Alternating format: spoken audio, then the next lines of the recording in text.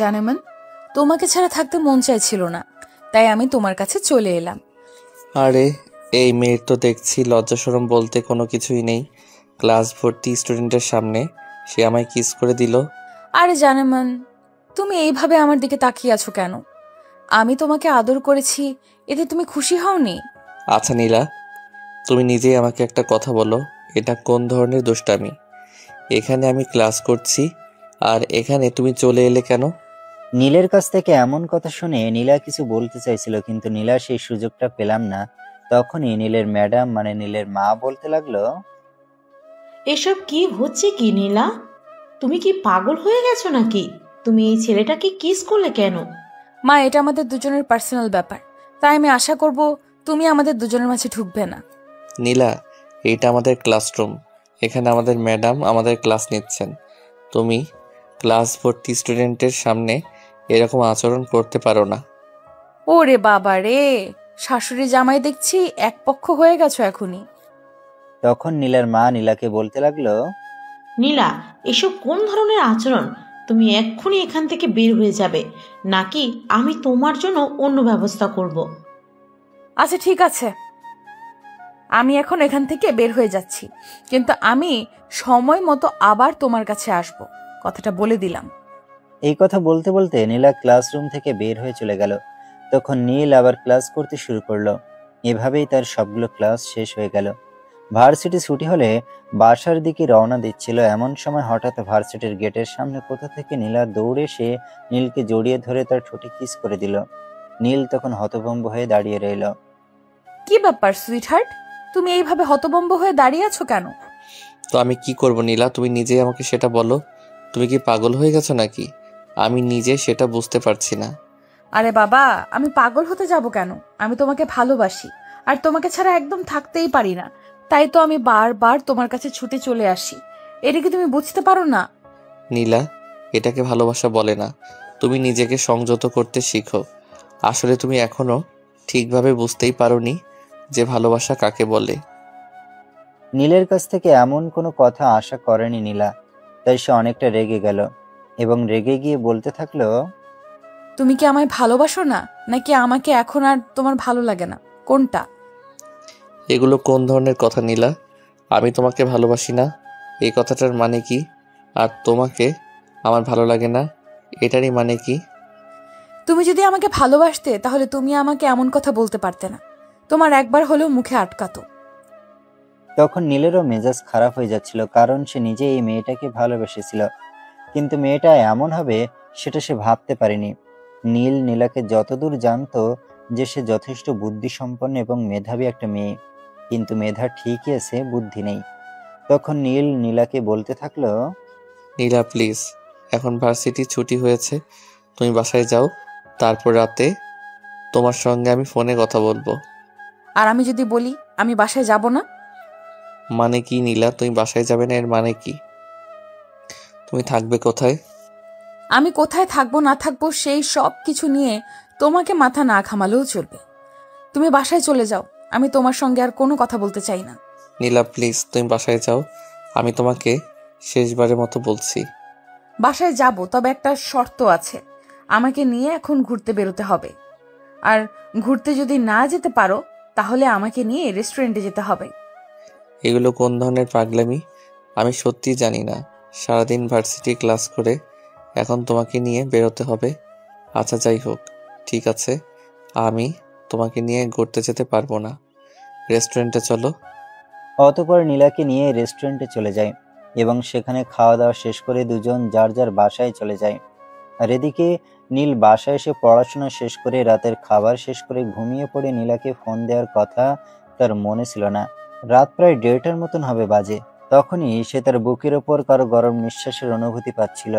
নীল চোখ মেলে তাকিয়ে দেখে তার বুকের ওপর একটা মেয়ে মাথা রেখে শুয়ে আছে। তখন সে অনেকটা ভয় পেয়ে যায় এবং চিৎকার করে ওঠে, ও মা গো, বাবা গো, মরে গেলাম গো, আমার রুমে ভূত এসেছে, কেউ আমাকে বাঁচাও। তোমার রুমে ভূত আসেনি, আমি এসেছি। নীল চোখ খুলে মেয়েটার দিকে তাকিয়ে দেখে এটা অন্য কেউ নয়, তারই প্রেমিকা নীলা। তখন সে অনেকটা অবাক হয়ে নীলাকে জিজ্ঞাসা করে, এই মেয়ে, তোমার সাহস তো কম না, তুমি এত রাতে আমার বাসায় আসলে কিভাবে? ভালোবাসলে সাহস থাকতে হয় না, সাহস জুগিয়ে নিতে হয়। আমি তোমাকে ভালোবাসি, তাই সাহসটা আমি নিজেই জুগিয়ে নিয়েছি। নিলে আমি আসলেই বুঝতে পারছি না এসব পাগলামির মানেটা কি। তুমি এখানে আসলে কেন? তোমাকে আমি বলেছিলাম প্রতিদিন রাত্রে ঘুমানোর আগে আমাকে একবার কল করে নিতে, কিন্তু তুমি সেটা না করেই ঘুমিয়ে পড়েছিলে। উফ মাগো, তুই মানুষ নাকি অন্য কিছু আমি সেটাই বুঝতে পারছি না। আমার মনে ছিল না তোমাকে ফোন করতে, তাই বলে তুমি আমার বাসায় চলে আসবে? হ্যাঁ, বাসায় তো চলেই আসবো। তুমি তো খুব ভালো করেই জানো ঘুমানোর আগে তোমার কথা না শুনলে আমার ঘুম আসে না। ঠিক তখনই রুমের দরজায় কারো গলার আওয়াজ শুনতে পাচ্ছিলাম। এই নীল, নীল, কি হয়েছে তোর? এইভাবে চেঁচামেচি করছিলি কেন? কিছু দেখে ভয় পেয়েছিস নাকি? রুমের দরজা খোল। হায় আল্লাহ, এখন আমি কি করব? আমার মা যদি এখন রুমের ভিতরে আসে তাহলে তো নীলাকে দেখতে পাবে, আর নীলাকে যদি দেখতে পাই তাহলে তো সবকিছু শেষ হয়ে যাবে। নীল এসব কিছু চিন্তা করছিল, আর তার মা দরজার বাইরে থেকে বারবার বলেই যাচ্ছিল দরজা খোলার জন্য। তখন নীল নীলাকে ওয়াশরুমে ঢুকিয়ে দিল এবং তারপর ঘুমের ভান করে চোখ ডলতে ডলতে দরজার কাছে এসে দরজা খুলতে খুলতে বলল, কি হয়েছে মা? এত রাতে তুমি আমার রুমে এসেছো কেন? আমি তো রুমে আসলাম কেন? তুই তো একটু আগেই চেঁচামেচি করছিলি। তোর রুমে নাকি ভূত এসেছে। তুই কি দুঃস্বপ্ন দেখছিলি নাকি? হ্যাঁ, হয়তো সেরকমটাই হয়েছিল। আচ্ছা যাও তুমি, এখন আমার খুব ঘুম পাচ্ছে, আমি ঘুমাবো। আচ্ছা ঠিক আছে, আমি এখন চলে যাচ্ছি। তুই রুমের দরজা লাগিয়ে তারপর ঘুমিয়ে পড়। মা চলে যাওয়ার পর আমি একটা দীর্ঘশ্বাস ফেলে দরজাটা লাগিয়ে দিলাম, আর তখনই নীলা দৌড়ে এসে আমাকে জড়িয়ে ধরলো। উফ, তুমি না পারো বটে। আমার জন্য এত বড় একটা মিথ্যা কথা বলবে? তো আমি কি করব? তুই নিজেই সেটা বলো। এখন যদি আমি বলতাম তুমি এত রাতে আমার বাসায় চলে এসেছো, তখন কি হতো সেটা তুমি জানো। তুই তো আমার মায়ের সম্পর্কে কোনো আইডিয়াই রাখো না। তখন নীলা অনেকটা ন্যাকা কণ্ঠ নিয়ে বলতে লাগলো, দেখো, আমিও তো সবকিছু জানি না, আর জানতেও চাই না। আমি জানি শুধু তোমায় ভালোবাসি। নীল, জাস্ট স্টপ দিস ননসেন্স। হ্যাঁ ঠিক আছে, এখন তুমি বাসায় চলে যাও। বাসায় যেতে পারবো না, কারণ আমি ড্রাইভারকে গাড়ি দিয়ে পাঠিয়ে দিয়েছি। আমি ড্রাইভারকে বলে দিয়েছি আজ রাতে আমি তোমার এখানেই থাকবো, তাই ড্রাইভার চলে গেছে। এই মেয়ে, তুমি এসব কি বলছো? তুমি একটা অবিবাহিত মেয়ে হয়ে একটা অবিবাহিত ছেলের সঙ্গে একই রুমে থাকবে? কথাটা বলতে তোমার লজ্জা করছে না? লজ্জা করবে কেন? আমি কি অন্য কারোর সঙ্গে থাকছি নাকি? আমি আমার বয়ফ্রেন্ডের সঙ্গেই থাকছি, যাকে আমি ভবিষ্যতে বিয়ে করব। আচ্ছা তুমি আমাকে একটা কথা বলো তো, তুমি যে এখানে এসেছো সেটাকে মায়ের সঙ্গে বলে এসেছো? আমি আমার জানেমানের সাথে রোম্যান্স করতে যাব, সেটা কি আমার মায়ের সঙ্গে বলে আসতে হবে নাকি? ও আচ্ছা, তাহলে ঠিক আছে, আমি এক্ষুনি তোমার মাকে ফোন দিয়ে সবকিছু বলে দিচ্ছি। একদমই নয়, আমি তোমাকে সেটা করতে দেব না। কথাটা বলতে বলতে নীলা নীলের কাছ থেকে মোবাইলটা কেড়ে নিল এবং সঙ্গে সঙ্গে মোবাইলটা সুইচ অফ করে ড্রেসিং টেবিলের উপর রেখে দিল, আর সঙ্গে সঙ্গে নীলকে ধাক্কা দিয়ে পিছনের উপর ফেলে দিল। তখনই নীল বলতে লাগলো, আরে এসব কি করছো তুমি? তুমি আমাকে বিছানার উপর ফেলে দিলে কেন? কি আবার করব? যেটা করতে এসেছি সেটাই তো করব, আর অন্য কিছু তো আর করব না।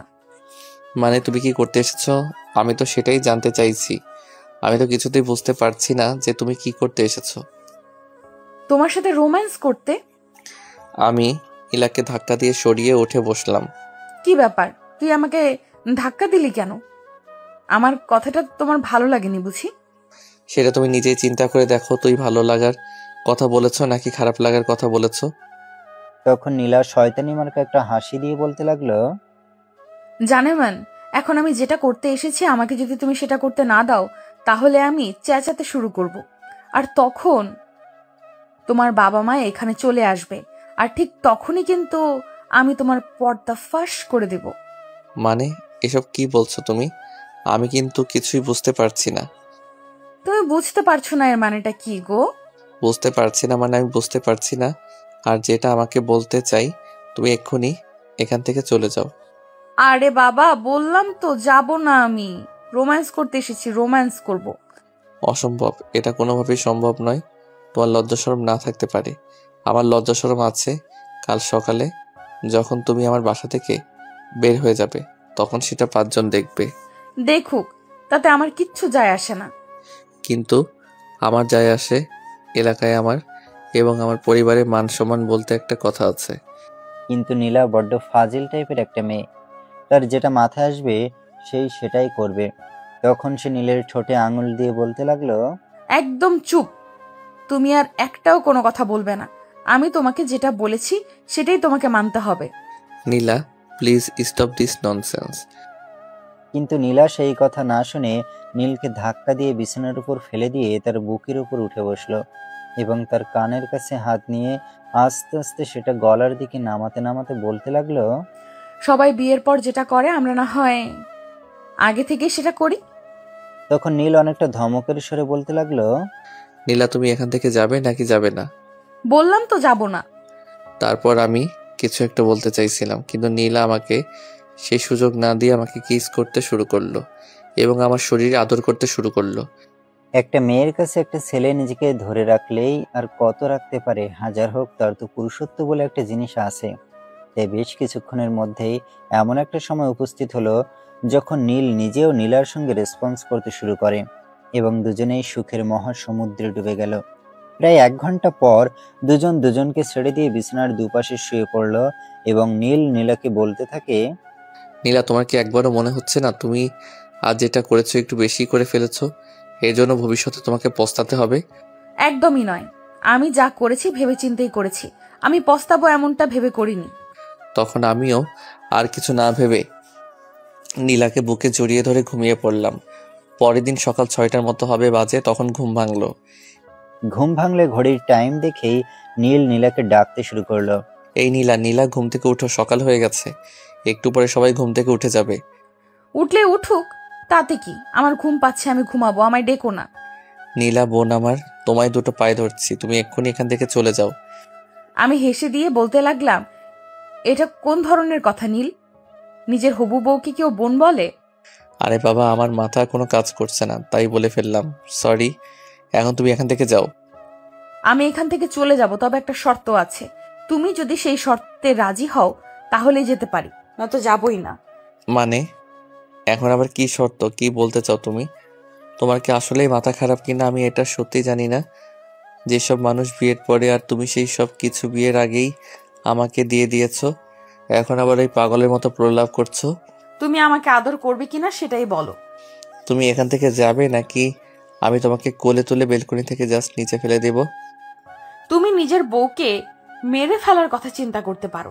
তুমি তো আসলেই খুবই ভয়ঙ্কর। বউ যদি আমার কথা না শুনে তাহলে তো আমাকে ভয়ঙ্কর হতেই হবে। যাই হোক, তুমি এক্ষুনি এখান থেকে চলে যাও। বাবা মা মনে হয় অলরেডি নামাজ পড়ার জন্য উঠে গেছে, আর তারা যদি কোনো কিছু টের পায় তাহলে আমার জিন্দেগি বরবাদ করে দেবে। কথাটা বলতে না বলতেই নীল তার দরজার কাছে মায়ের গলার আওয়াজ শুনতে পাচ্ছিল। কি রে নীল, কি হয়েছে তোর? কার সঙ্গে এত সকালে কথা বলছিলি? তুই তো কখনো এত সকালে ঘুম থেকেই উঠিস না। হায় আল্লাহ, এখন আমি কি করব? কি করে নিজেকে বাঁচাবো? আর নিজের প্রেমিকাকেই বা কি করে বাঁচাবো? তুমি আমাকে এক্ষুনি একটু আদর করে দিবে নাকি আমি দরজা খুলে তোমার মায়ের সামনে চলে যাব? আল্লাহ গো, আমি মরি আমার জ্বালায়, আর উনি আছেন ওনার প্যারা নিয়ে। আচ্ছা যাই হোক, আমার কাছে এসো, একটু আদর করে দিচ্ছি। নীলার কপালে আলতো করে একটা ভালোবাসার পরশ এঁকে দিয়ে বলতে লাগলো, এবার যাও, না হলে দুজনে ধরা পড়ে যাব। ওকে, যাচ্ছি, ta-ta, bye bye, see you. Nila balcony দিয়ে চলে যাওয়ার পর আমি যেন একদম হাঁপ ছেড়ে বাঁচলাম। আর এদিকে দরজার কাছে কড়া নাড়ছে তো নাড়ছেই।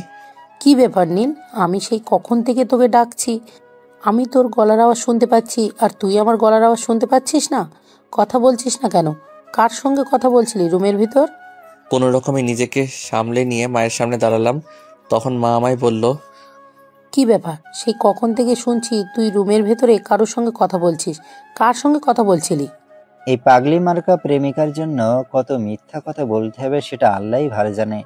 তখন নীল তার মাকে বলতে লাগলো, মা তুমি যে কি বলো না, আমি এত সকালে আবার কার সঙ্গে ফোনে কথা বলবো? তুমি তো দেখছি এখন সবসময় একটু বেশি শুনছো। আমি একদম বেশি শুনিনি। আমি আর তোর বাবা নামাজ পড়তে রুম থেকে বের হচ্ছিলাম, একটু হাঁটতে যাব, তখনই আমরা দুজনেই শুনেছি। ও আচ্ছা, তাহলে তোমরা হাঁটতে যাবে? ঠিক আছে, হাঁটতে যাও। আমার বিরক্ত করা ছেড়ে দাও। তার মানে তুই এটা বলতে চাইছিলি আমরা তোকে বিরক্ত করছি? হ্যাঁ করছি তো, মাঝরাতে ঘুম ভাঙিয়ে বলছো চিৎকার করছি কেন, এখন ঘুম ভাঙিয়ে বলছো কার সাথে গল্প করছি।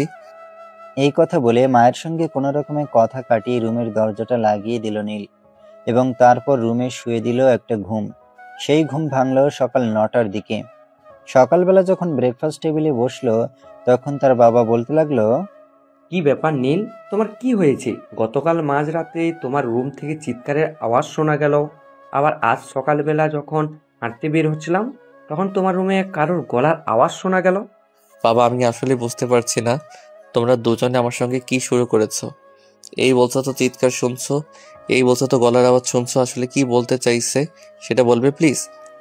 নীল, তুমি ঠিক করে কথা বলো, ভুলে যেও না তোমার বাবার সঙ্গে কথা বলছো। আই এম সরি বাবা, কিন্তু আমি তোমাদের দুজনের কথার পরিপ্রেক্ষিতে এটা ছাড়া আর কিছুই বলতে পারছি না। আমি পাগল হয়ে গেছি নাকি তোমরা ভুল শুনছো? আচ্ছা ঠিক আছে, যাই হোক, আমরা সেই প্রসঙ্গ বাদ দিই। তোমাকে যেটা বলতে চেয়েছিলাম সেটা বলি। তুমি আবার এখন আমাকে কি বলবে?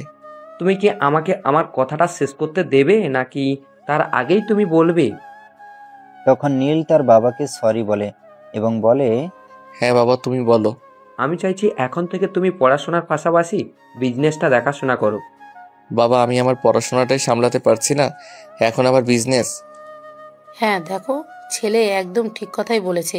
এখন তো পড়াশুনো করার সময়, অন্যদিকে মনোযোগ দেওয়ার সময় নয়। কিন্তু দেখো, আমার তো বয়স হয়েছে। হ্যাঁ সে হচ্ছে, সেটা আমি জানি, কিন্তু যতদিন আছো ততদিন সামলাও, তারপর না হয় ছেলে সামলাবে। ওকে, তোমরা মা ছেলে যখন চাইছো না তখন আর কি বলবো, আমাকে তো সামলাতেই হবে। আমি তো আর না সামলে কিছু করতে পারবো না। তখন আর কেউই কোনো কথা বলল না। নাস্তা শেষ করে যে যার মতো কাজে লেগে পড়ল এবং নীল ইউনিভার্সিটির জন্য রেডি হলো। নীল ইউনিভার্সিটি আসতে না আসতে একজন এসে নীলকে বলল, দীপা ম্যাডাম নীলকে ওনার কেবিনে ডাকছেন। তখন নীল আর কোনো দেরি না করে ম্যাডামের কেবিনে চলে গেলেন। May I coming madam? হ্যাঁ, ভিতরে এসো। ম্যাডাম আপনি আমাকে ডেকেছেন কেন, আমাকে কিছু বলবেন নাকি? নীলা কি গতকাল রাতে তোমার বাসায় ছিল? না মানে ম্যাডাম। এভাবে আমতা আমতা করছো কেন? যেটা বলবে সেটা সরাসরি বলো। হ্যাঁ ম্যাডাম, আমি নীলাকে অনেক রিকোয়েস্ট করে বলেছিলাম বাসায় চলে আসার জন্য, কিন্তু সে কোনোভাবেই বাসায় আসেনি। তখন দীপা ম্যাডাম নীলকে বলতে লাগলো, নীল, আমি কি তোমার বাবার সঙ্গে তোমাদের দুজনের বিয়ের বিষয়ে কথা বলবো? ম্যাডাম তাহলে আমার লাইফটা পুরো বরবাদ হয়ে যাবে। নীল তখন সম্পূর্ণ বিষয়টা ম্যাডামকে বুঝিয়ে বলে এবং বলে তাকে পড়াশোনাটা শেষ করে সুযোগ দিতে। ম্যাডাম, হ্যাঁ আমি তোমার সমস্যাটা বুঝতে পেরেছি, কিন্তু নীলা যেসব শুরু করেছে। ম্যাডাম আমি নিজেও সেটা বুঝতে পারছি, কিন্তু আমি কি করব বলেন? এখন যদি আপনি আমার বাসায় বিয়ের প্রস্তাব নিয়ে যান তাহলে আমার বাবা আমাকে পড়াশোনাটা করতে দেবে না। আচ্ছা ঠিক আছে, তুমি এখন যাও, আমি নীলার সঙ্গে আরেকবার কথা বলে দেখি।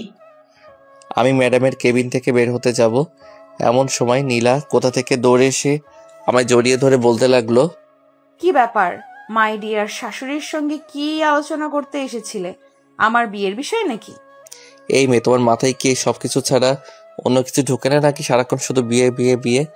এতই যদি বিয়ে করার ইচ্ছা থাকে তাহলে আমাকে বাদ দিয়ে অন্য কাউকে বিয়েটা করে নিলেই তো পারো।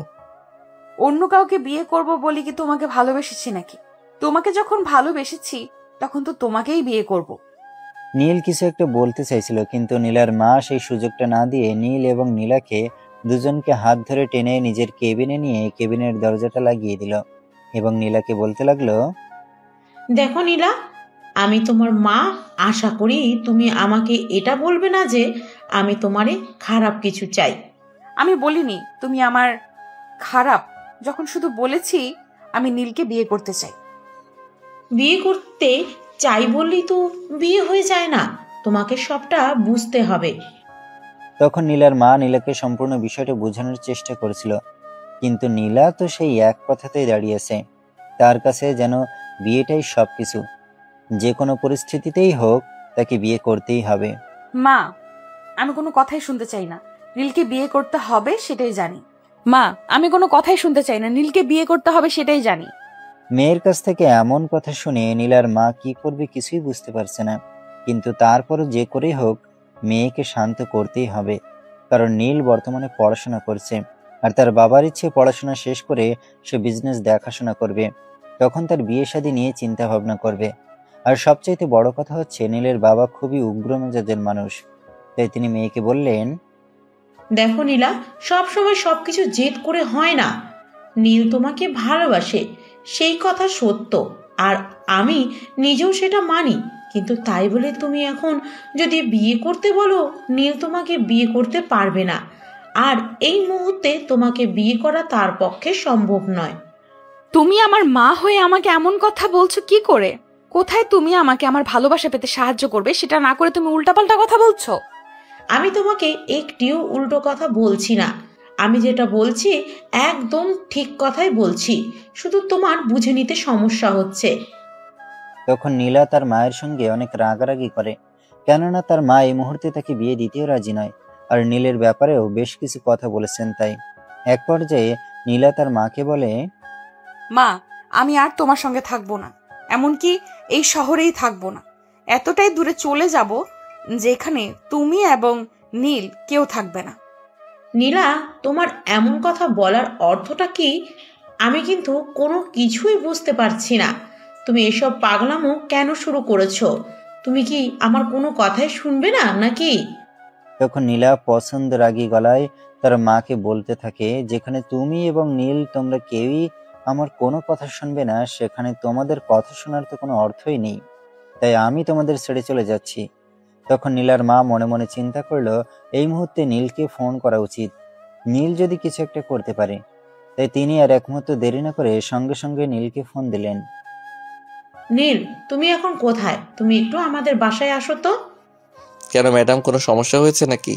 আমি তো একটু বাসার কাজে ব্যস্ত ছিলাম। তখন নীলার মা সমস্ত ঘটনা খুলে বলে এবং নীলকে যত দ্রুত সম্ভব তাদের এখানে আসতে বলে।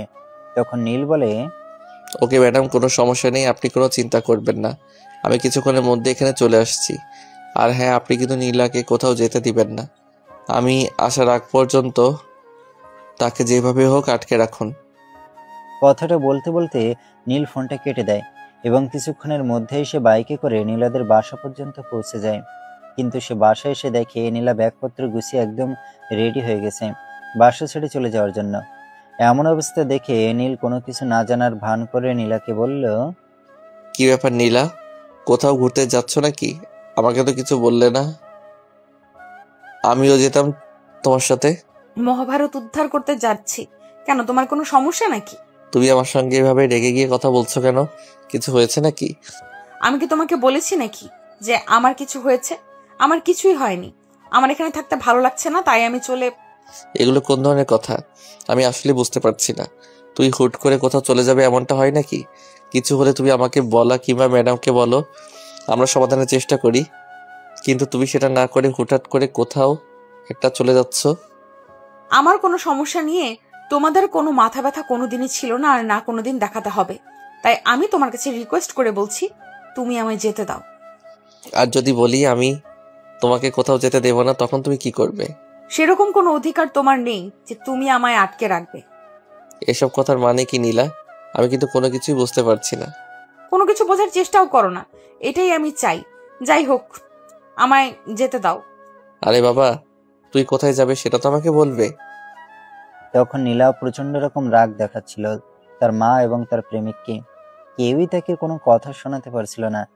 অবশেষে বাধ্য হয়ে নীল বলল, আচ্ছা শোনো, আমি তোমায় বলছি যে তুমি যে বিষয়টা নিয়ে রাগারাগি করছো আমি সেটা বুঝতে পেরেছি, কিন্তু দেখো, তোমাকেও তো বুঝতে হবে আমি আমার বাবা মায়ের একমাত্র আদরের রাজপুত্র। আমার বাবা মা অনেক কষ্ট করে আমায় লালন পালন করে মানুষ করেছেন। হ্যাঁ রে বাবা, আমি তো সেটা বুঝতে পেরেছি, এবং তোমাকে তো বলেছি তুমি তোমার বাবা মা আর ফ্যামিলি নিয়েই থাকো, আমাকে নিয়ে কোনো চিন্তা করতে হবে না। আর যাতে চিন্তা করতে না হয় সেই ব্যবস্থাই তো করছি। দেখো নীল, এবার তুমি বলো আমার কি করা উচিত। এমন পাগল মেয়ে আমি কিভাবে যে জন্ম দিলাম সেটাই বুঝতে পারছি না। ও তাই নাকি?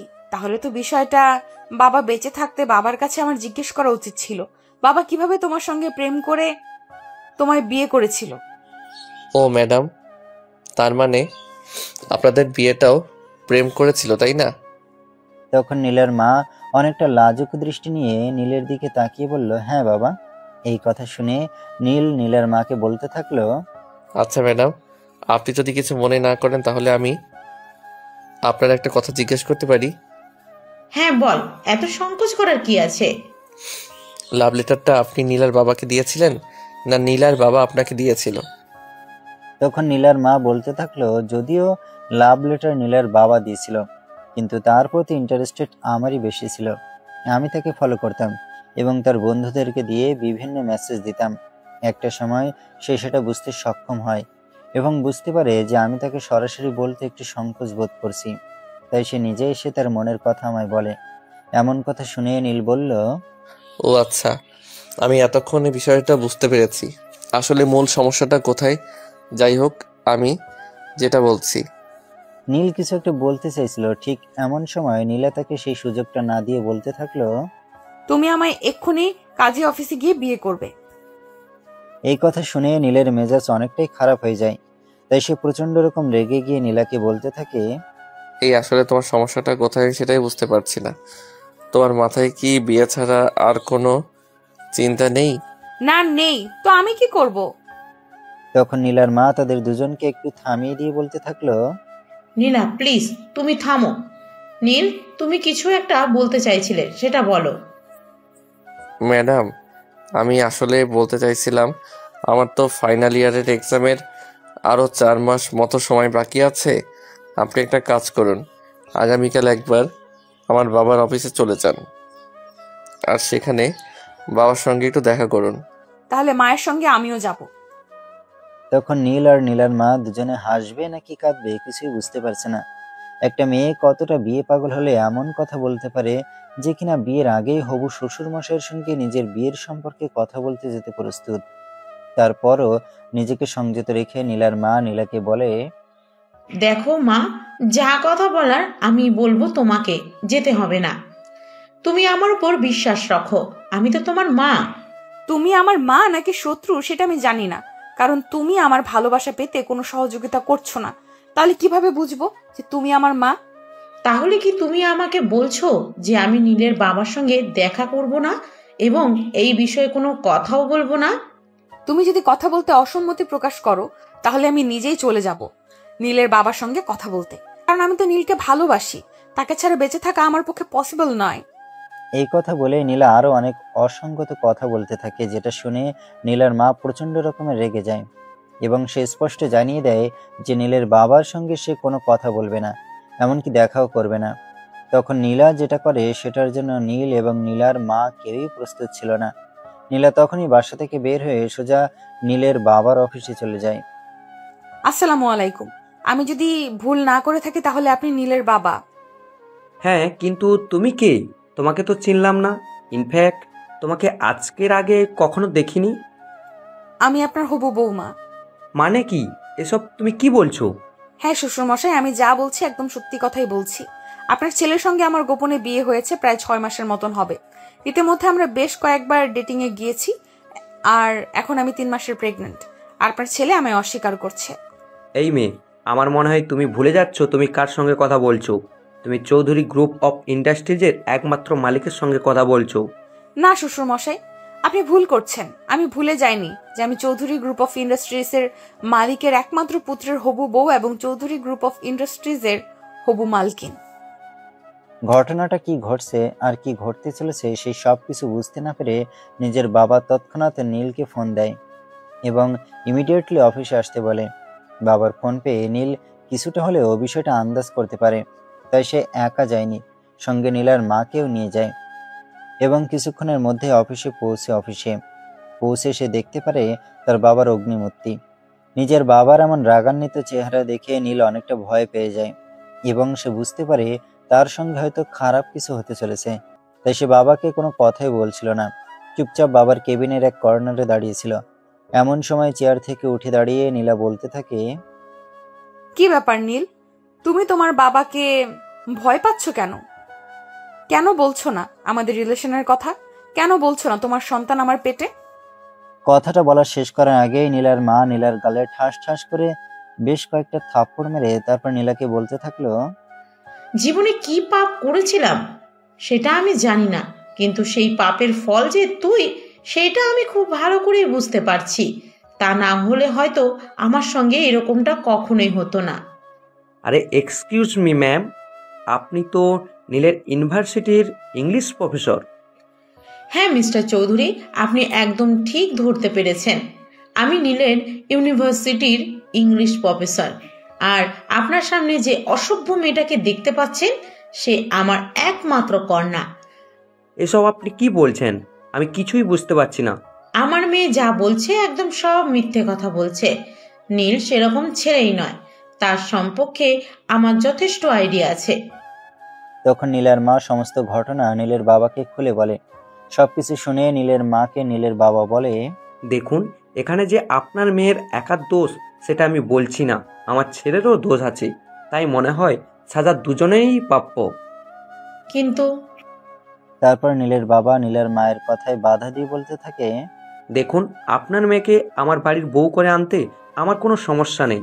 তবে একটা কথা বলার আছে, আমি চাই না আমার ছেলে সেটেল হওয়ার আগে কিছু একটা করুক। কারণ আমি চাই না আমার মতোই আমার ছেলের সেটেল হোক, তারপর না হয় নিজের লাইফ নিয়ে ডিসিশন নিক। সেটা সম্ভব নয় শ্বশুর মশাই। আপনি যদি এই মুহূর্তে আমাদের বিয়ে দিতে অসম্মতি জানান, তাহলে আমি আজকেই আপনার বাড়িতে চলে যাব এবং আপনার ছেলের সঙ্গে থাকব। আমি আপনার ছেলেকে ছেড়ে থাকতে পারবো না। কি বলবো কিছুই বুঝতে পারছি না।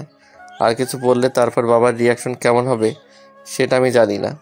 তাই আমার মনে হয় আমার নীরব দর্শক হয়ে দাঁড়িয়ে দাঁড়িয়ে সব কিছু দেখে যাওয়াই ভালো।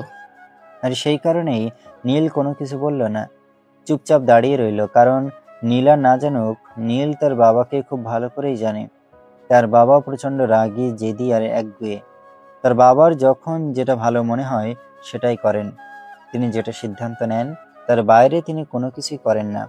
তাই এখানে কোনো মতামত পেশ করলেও সেটা কার্যকর হবে না। পরিস্থিতির এমন ব্যাঘাতিক অবস্থা দেখে নীলার মা বলে, দেখুন মিস্টার চৌধুরী, এই মুহূর্তে আমি আপনাকে কোনো সাজেশন দেব না। শুধু এটুকু বলবো, আপনার যেটা ভালো মনে হয় আপনি সেটাই করেন। কারণ পরিস্থিতি আমার হাতের নাগালের বাইরে চলে গেছে।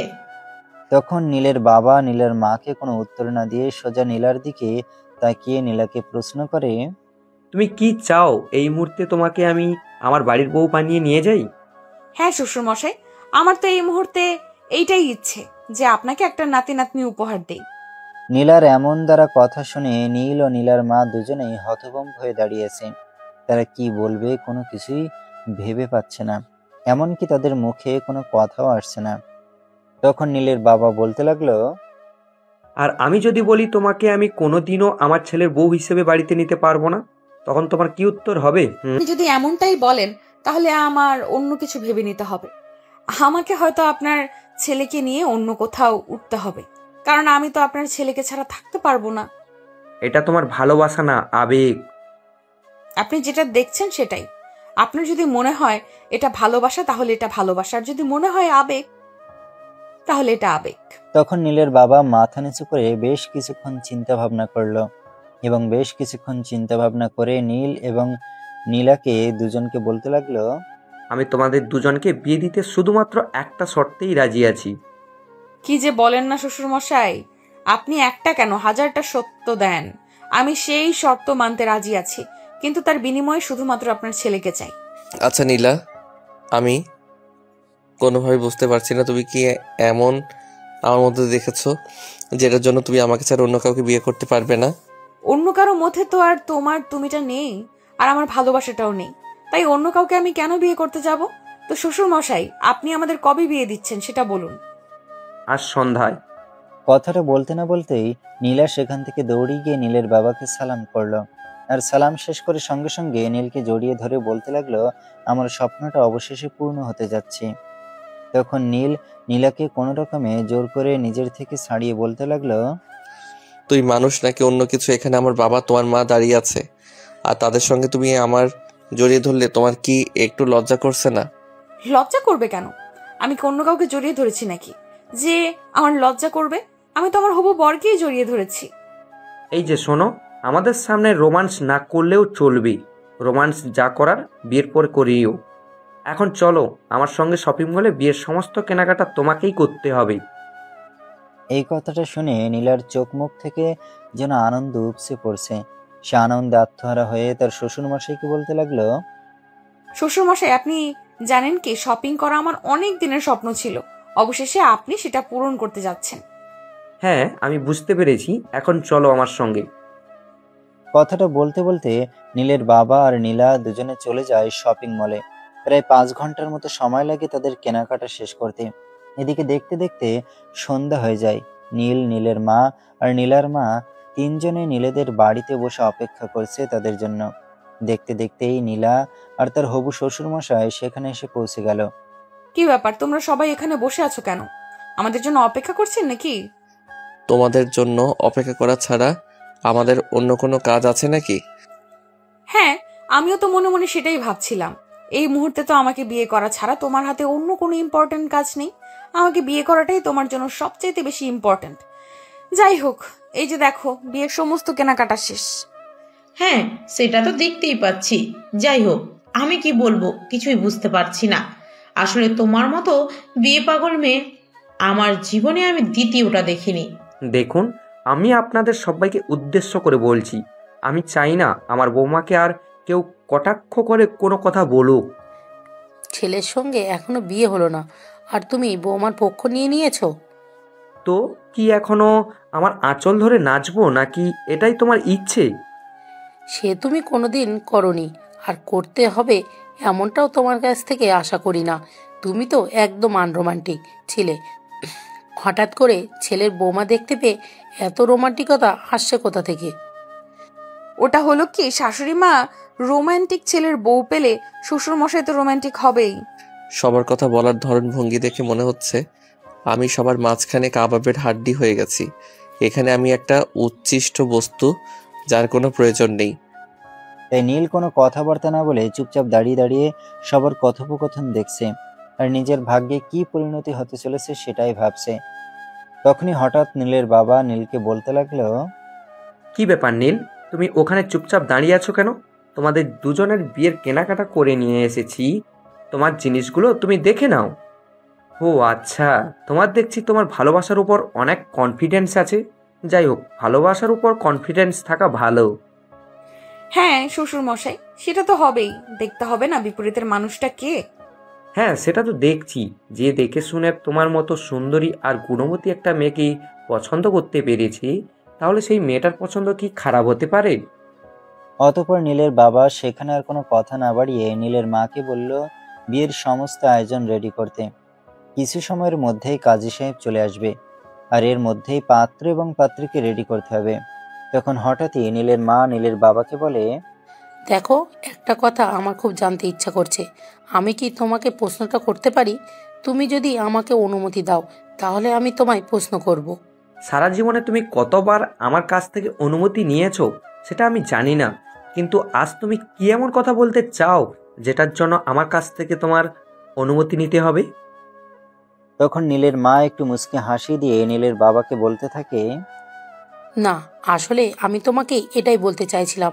তুমি তো কখনো নিজের সিদ্ধান্তের বাইরে কোনো কিছুই করো না, তাহলে আজ এটা কিভাবে করলে? তখন নীলের বাবা বুঝতে পারে যে ওনাকে কি বলা হচ্ছে, কারণ উনি কখনো এর আগে নিজের সিদ্ধান্ত বদলাননি। তাই এভাবে হুট করে ওনার সিদ্ধান্ত বদলানোর কারণটাই জানা হচ্ছে। তখন নীলের বাবা নীলের মাকে বলে, দেখো, সব সময় সকল সিদ্ধান্তের উপর ডিপেন্ড করে বসে থাকলে হয় না। কিছু কিছু সময় আছে যখন অল্প সময়ের মধ্যেও সিদ্ধান্ত বদলাতে হয়।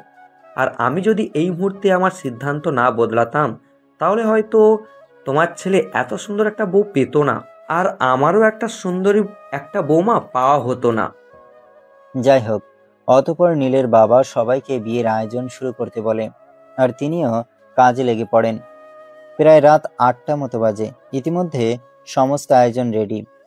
নীল বর সেজে বসে আছে এবং নীলাকেও পার্লার থেকে মেয়েরা এসে সাজিয়ে দিয়ে চলে গেছে।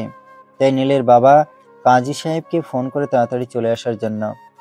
কি ব্যাপার কাজী সাহেব, আপনাকে তো বললাম 8টার মধ্যেই চলে আসতে, কিন্তু অলরেডি 8:30 বাজতে চলেছে, আপনি এখনো আসলেন না কেন? আসলে হয়েছে কি, আমি একটু রাস্তায় জ্যামে পড়ে আটকে আছি। আমার পৌঁছাতে আরো 10 মিনিটের মতো সময় লাগবে। ওকে, সমস্যা নেই, যত দ্রুত সম্ভব চলে আসুন। কথাটা বলে নীলের বাবা ফোন কেটে দেয় এদিকে নীলার তো আর তর সইছে না, কখন কাজে আসবে, কখন তাদের বিয়ে পড়াবে, তাই সে বউ সেজে চলে যায় নীলের কাছে। তখন নীল সাজগোজ সম্পন্ন করে নিজের রুমে বসেছিল। নীলাকে এভাবে দেখে অনেকটাই অবাক হয়ে যায়, তাই সে নীলাকে বলে, কি ব্যাপার, তুমি এখন আমার রুমে এসেছো কেন? তখন নীলা কোনো উত্তর দেয় না। নীলের রুমে তার বেশ কিছু বন্ধু বান্ধব বসেছিল। সে তার বন্ধু বান্ধবের দিকে তাকিয়ে বলে, একটা কাজ করো তো, কাজী সাহেব নাকি রাস্তায় জ্যামে আটকা পড়ে বসে আছেন, তোমরা তাকে গিয়ে নিয়ে এসো। কথাটা বলতে না বলতেই নীলের সকল বন্ধু বান্ধব রুম থেকে বের হয়ে চলে যায়। আসলে তারাও কিছুটা বুঝতে পারে যে এখানে কি হতে চলেছে। তাই নীল তখন নীলাকে বলে, কি ব্যাপার নীলা, এসব কি হচ্ছে? তুমি কি বিয়ের জন্য একদম পাগলি হয়ে যাচ্ছ নাকি? আমি তো কিছুই বুঝতে পারছি না।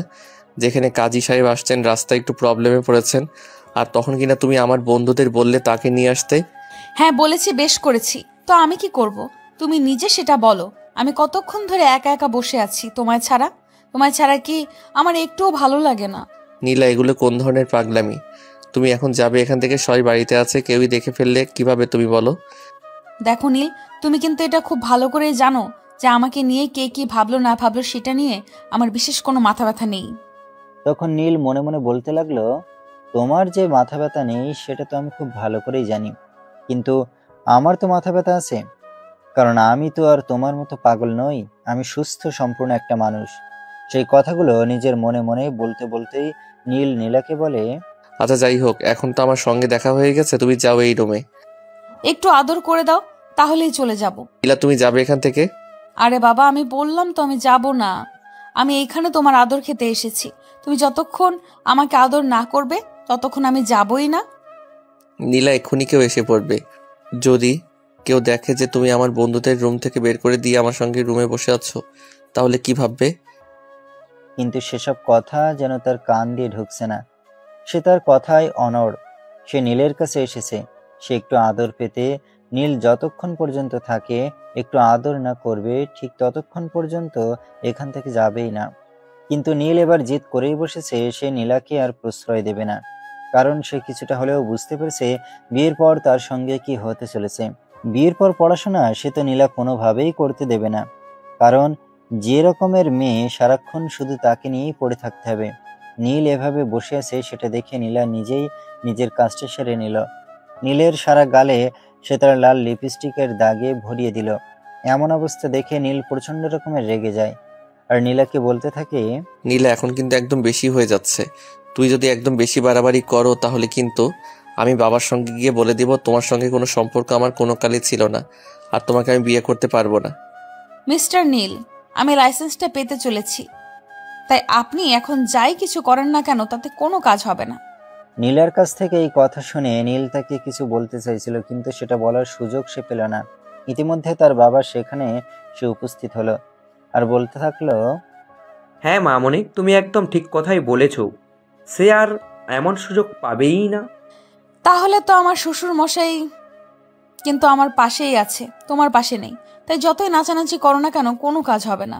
হ্যাঁ, সেটাই তো আমার জন্য একটা দুর্ভাগ্যের মাইনাস পয়েন্ট। কথাটা বলে আর কাউকে কোনো কথা বলার সুযোগ না দিয়ে নীল সেখান থেকে বের হয়ে চলে যায়। কারণ সে খুব ভালো করেই জানে এখানে আর যাই কিছু হোক না কেন তার পক্ষ নিয়ে কেউ কোনো কথা বলবে না। নীলা মামনি, এবার তুমি আমার সঙ্গে চলো। কাজী সাহেব এসে পড়েছেন, শুভক্ষণের সময় আর অল্প। ও তাই নাকি? শ্বশুর মশাই, এই কথাটা আপনি আগে বলবেন তো আমাকে। কথাটা বলতে বলতে নীলা রুম থেকে বের হয়ে ড্রয়িং রুমে চলে গেল। নীলা সেখানে পৌঁছে দেখতে পেল সেখানে কাজী সাহেব সহ সকলে উপস্থিত। নীলাকে এভাবে হন্তদন্ত হয়ে ছুটে আসতে দেখে নীলের মাকে বলে, কি ব্যাপার বৌমা, তুমি এভাবে হন্তদন্ত হয়ে ছুটে এখানে চলে আসলে কেন? কি হয়েছে? আরে শাশুড়ি মা, আপনি দেখতে পাচ্ছেন তো কাজী সাহেব চলে এসেছে, তাহলে আমি এখানে না এসে কোথায় থাকবো?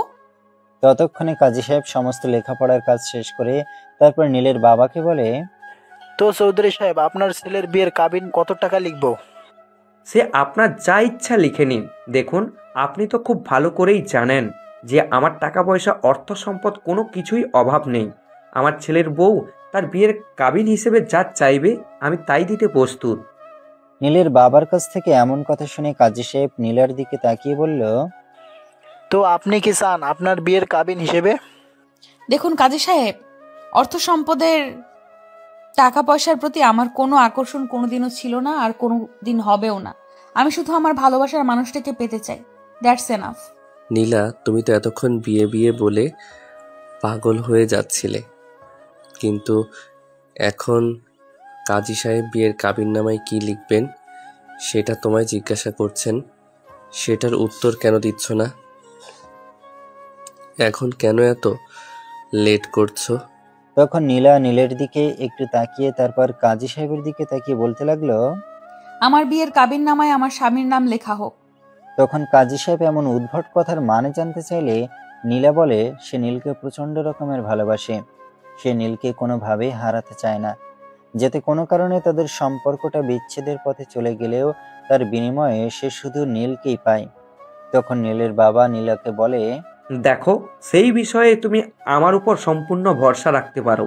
আমি যতদিন বেঁচে আছি ততদিন আমার ছেলে তোমার সঙ্গে সম্পর্ক নষ্ট করার কথা মাথায় আনতে পারবে না। হ্যাঁ শ্বশুরমশাই, সেটা জানি, কিন্তু আপনি যখন থাকবেন না তখন যদি উল্টাপাল্টা কিছু করে, তাই আমি আমার কাবিননামায় এই উক্তিটাই লিখতে চাই। বেশ কিছুক্ষণ ধরে চলছিল এসব আলোচনা। একজনের পর একজন বলেই যাচ্ছে, কিন্তু কেউ কোনো সিদ্ধান্তে পৌঁছাতে পারছে না। তখন পাশ থেকে নীল বলে, দেখো, তোমরা ওর কথায় বাধা দিও না, সে যেটা চাইছে তাকে সেটাই দাও। এই তো দেখছেন, আপনারা কেউ বুঝতে না পারলেও আমার ভালোবাসার মানুষটা কিন্তু আমার মনের কথাটা ঠিকই বুঝতে পেরেছে, কারণ সে জানে আমি তাকে কতটা ভালোবাসি। তাকে ছাড়া বেঁচে থাকাটা আমার পক্ষেও অসম্ভব।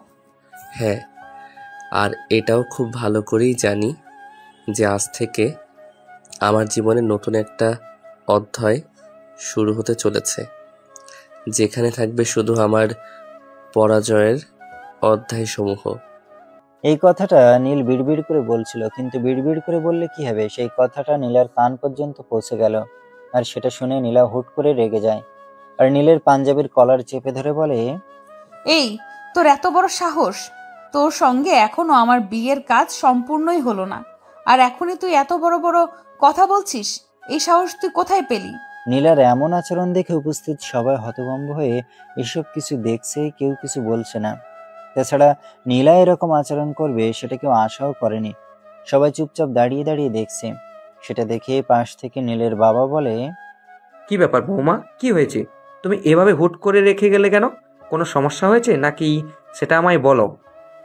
তখন নীলার রাগে খটখট করতে করতে শ্বশুরমশাইয়ের দিকে তাকিয়ে বলতে লাগলো, বাবা, আপনার ছেলে এত বড় সাহস কোথা থেকে পেল? সে আমায় বলছে আজ থেকে নাকি তার জীবনের নরক যন্ত্রণা শুরু হতে চলেছে। এই কথা শুনে নীলের বাবারও অনেক বেশি রাগ উঠে যায়। তাই সে নিজের ছেলেকে বলে, কি ব্যাপার, তুমি এই কথা কেন বলছো? তোমরা দুইজন তো দুইজনকে ভালোবাসো, আর সেই জন্য আমি তোমাদের এই ভালোবাসার রূপটাকে বাস্তবে পরিণত করতে চেয়েছি, কিন্তু তাই বলে এসব কি? বাবা, নীলা মিথ্যা কথা বলছে সত্যটা লুকানোর জন্য, কারণ এখানে নীলা ছাড়া অন্য কেউ আমার কথা শুনেনি। দেখো বাবা, আমি এমন কোনো কিছুই বলিনি। তখন নীল তার বাবা সহ উপস্থিত সকলেই বুঝাতে শুরু করেছে নীলা ভুল বলেছে আর নিজের সত্যটা লুকানোর চেষ্টা করে, কিন্তু নীলা প্রচন্ড রকমের রেগে গেছে। তাই নীল নীলাকে বলে, দেখো নীলা, এখানে সবাই উপস্থিত আছে, আমি যদি তোমাকে এমন কিছু বলতাম তাহলে সেটা সবাই শুনতে পেত। তুমি ভুল কিছু শুনেছ, প্লিজ ওই সব কিছু ভুলে যাও। আমাদের নতুন জীবন শুরু হয়েছে, নতুন জীবন নিয়ে চিন্তা করো। তখন নীলা সেখানে দাঁড়িয়ে দাঁড়িয়ে চুপচাপ বেশ কিছুক্ষণ চিন্তা ভাবনা করল, এবং চিন্তা ভাবনা শেষ করে সে মনে মনে এটাই সিদ্ধান্ত নিল যে আমি হয়তো ভুলই শুনেছি, নয়তো সবাই শুনতে পেত। তাই সে নীলকে বলে, আচ্ছা যাই হোক, আমি হয়তো ভুল শুনেছি, I am so sorry, please আমায় ক্ষমা করে দাও, কিন্তু একটা কথা বলার আছে। কি কথা বলতে চাও বলো শুনি। আমরা হানিমুনে কবে যাচ্ছি? তখন নীলাকে বোঝানো শুরু করে যে সামনে তার ফাইনাল ইয়ারের এক্সাম, এই মুহূর্তে ঘুরতে যাওয়াটা ঠিক হবে না। এখন তার পুরোদমে পড়াশোনা করা উচিত, তা না হলে সে ভালো রেজাল্ট করতে পারবে না, কারণ সে বরাবরই ভালো ছাত্র। এখন যদি ভালো রেজাল্ট করতে না পারে তাহলে সেটা তার মান সম্মানে বাঁধবে। কিন্তু নীলা সেসব কথা শুনতে নারাজ। তাই নীলা তার শ্বশুরমশাইয়ের কাছে বলে, বাবা দেখেন আপনার ছেলে কি বলছে। বৌমা, এসব বিষয় নিয়ে তুমি একদমই চিন্তা করো না। তুমি সবটা আমার উপরে ছেড়ে দাও আর আমার উপর ভরসা রাখো। আমি যা করব সেটাই এই বাড়িতে হবেই। অন্য কারো সিদ্ধান্ত কার্যকর হবে না। হ্যাঁ বাবা, থ্যাংক ইউ। শ্বশুর বৌমার আলাপ আলোচনা শেষ হলে এবার ডাইনিং রুমে চলো। সবার জন্য রাতের খাবার রেডি করা হয়েছে, সবাই খেতে চলো।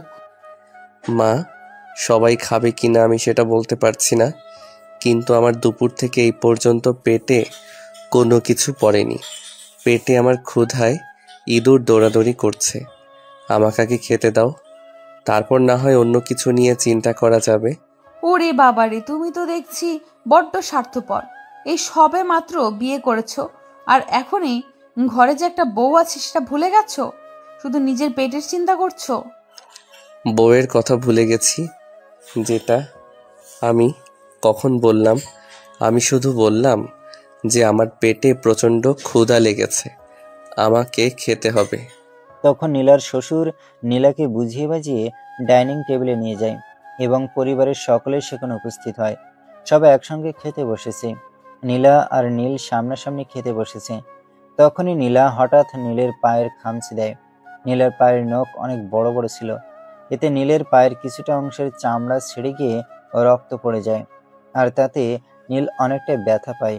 সেজন্য সে চিৎকার করে বলে, মা, আমাদের বাসায় মনে হয় বিড়ালের উৎপত্তিটা একটু বেশি বেড়ে গেছে।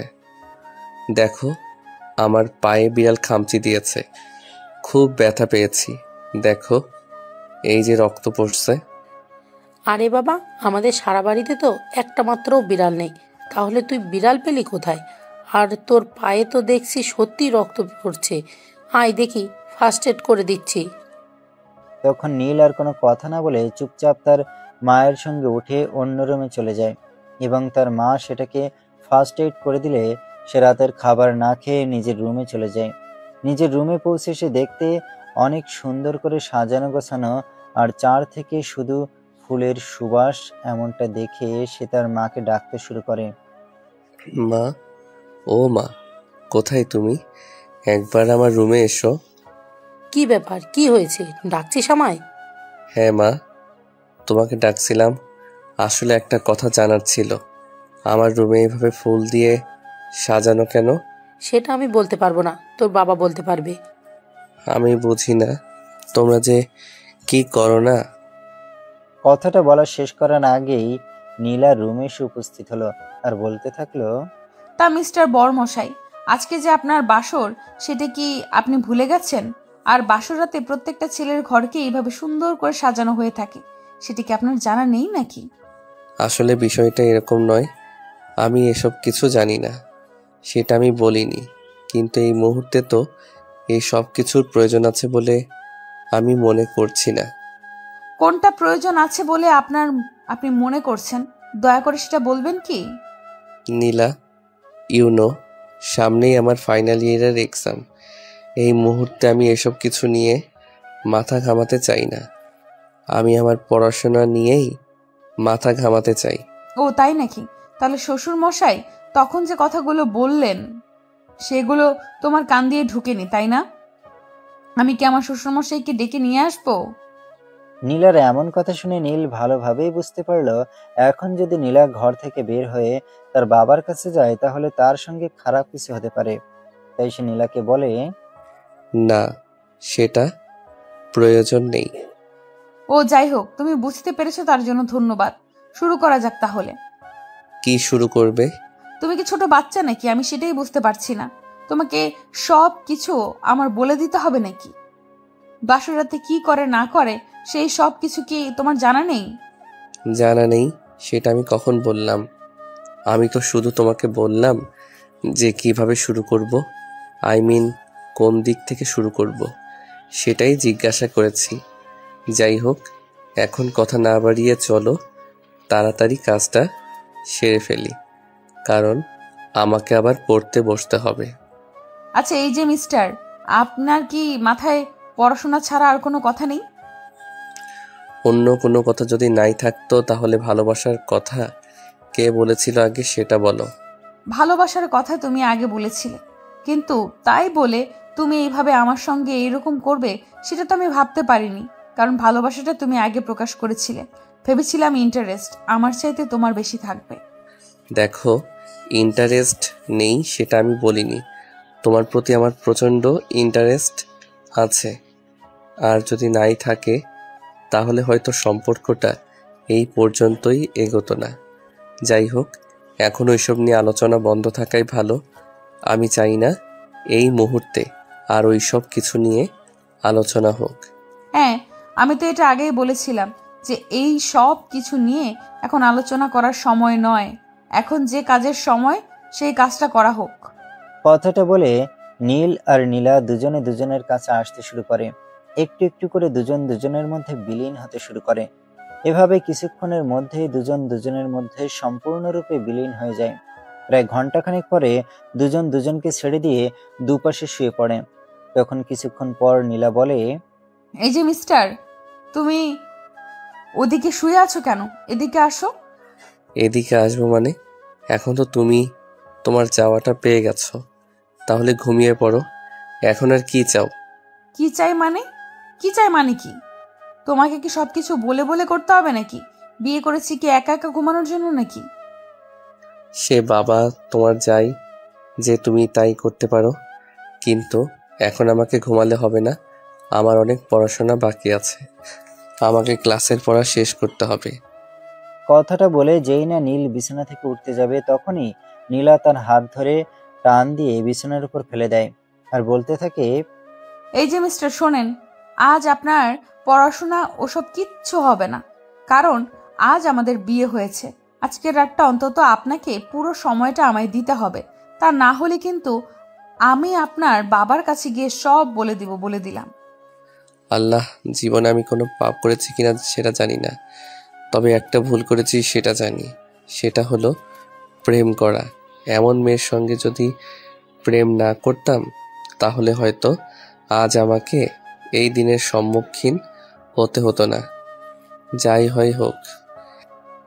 এই কথাটা নীল আস্তে আস্তে বলছিল, কিন্তু নীলের ঠোঁট নাড়া দেখে নীলা বলতে লাগলো, এই যে, কি বলছো? বিয়ে করে জোরে কথা বলার সাহস নেই নাকি? হ্যাঁ, আমিও সেটাই ভাবছি। যদি সাহস থাকতো তাহলে তো জোর গলায় বলতাম। তাহলে কি আর এইভাবে বিড়বিড় করে বলতে হতো নাকি? যাই হোক, তুমি ঘুমাবে তো? হ্যাঁ গো, ঘুমাবো, কিন্তু বিছানায় নয়, তোমার বুকে মাথা রেখে ঘুমাবো। না নীলা, সেটা হবে না। কারণ আমি সবসময় একা ঘুমাতে অভ্যস্ত। আর আজকে তোমাকে বিছানায় নিয়ে ঘুমাবো, সেটাই অনেক বেশি। তার উপর আবার তুমি যদি আমাকে জড়িয়ে ধরে ঘুমাও তাহলে তো আমার ঘুম আসবে না। এই কথা শুনে নীলা নীলকে তার বাবার ভয় দেখাতে শুরু করে। আর নীল খুব ভালো করে জানে এসব কথা যদি বাবার কান পর্যন্ত যায় মান সম্মান তো থাকবেই না, সেই সঙ্গে গর্দান পর্যন্ত যেতে পারে। তাই নীল নীলাকে বলে, না মাই ডিয়ার অ্যাঞ্জেল, তোমাকে কষ্ট করে বাবার কাছে যেতে হবে না। আমি তোমার কথা মেনে নিচ্ছি। কথাটা বলে নীল বালিশে শুয়ে পড়ে আর নীলাকে টান দিয়ে তার বুকের উপর নিয়ে ঘুমিয়ে পড়ে। যদিও তার ঘুম আসতে অনেক সময় লেগেছিল, কারণ সে কখনোই কাউকে সঙ্গে নিয়ে ঘুমায় না। কিন্তু কি আর করবে, সময় যে তার বিপক্ষে। এখন তো সময়ের মতো করে তাকে চলতে হবে। মাঝরাতে নীলের হঠাৎ ঘুম ভেঙে যায়। সে দেখতে পায় নীলা তার মুখের উপর পা দুটো দিয়ে শুয়ে আছে। এমন অবস্থা দেখে নীল প্রচন্ড রকমের রেগে যায় আর নীলাকে ঘুম থেকে ডেকে তোলে। এই নীলা, নীলা, ঘুম থেকে উঠো। এগুলো কোন ধরনের ঘুম? আরে বাবা, তুমি আমায় ডাকছো কেন? আমার প্রচন্ড ঘুম পেয়েছে, এখন ডেকো না আমায়। আমি ঘুম থেকে উঠতে পারবো না যতক্ষণ পর্যন্ত আমার ঘুম শেষ না হয়। তোমার ঘুমের ক্যাথায় আগুন। আমি যখন তোমাকে বলেছি এখন তোমাকে উঠতে হবে, তার মানে এখন তোমাকে উঠতেই হবে। আমি তোমার আর কোনো কথাই শুনবো না। তুমি এক্ষুনি ঘুম থেকে ওঠো।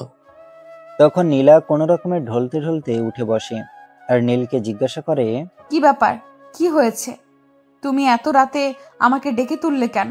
এখন কি আবার তোমার আমার আদর পাওয়ার শখ হয়েছে নাকি? আগে না ম্যাডাম, আপনি কিভাবে শুয়ে আছেন আপনি নিজেই সেটা দেখুন। আপনার মাথা কোথায় আর আপনার পা কোথায়? তখন নীলা নিজের পরিস্থিতি দেখে নিজেই হাসতে শুরু করে আর বলে, তুমি পারো বটে, এই সামান্য বিষয়ের জন্য আমাকে ঘুম থেকে ডেকে তুলতে হয় নাকি? আমি তার ছোটবেলা থেকে এইভাবেই ঘুমাই। তখন নীলা আরো বলতে থাকে, তার এভাবেই ঘুমানোর জন্য ছোটবেলা থেকে কেউ তার সঙ্গে ঘুমানোর জন্য রাজি হতো না। তখন নীল মনে মনে ভাবতে লাগলো, এখন থেকে প্রতিদিন তাকে এসব যন্ত্রণা ভোগ করতে হবে।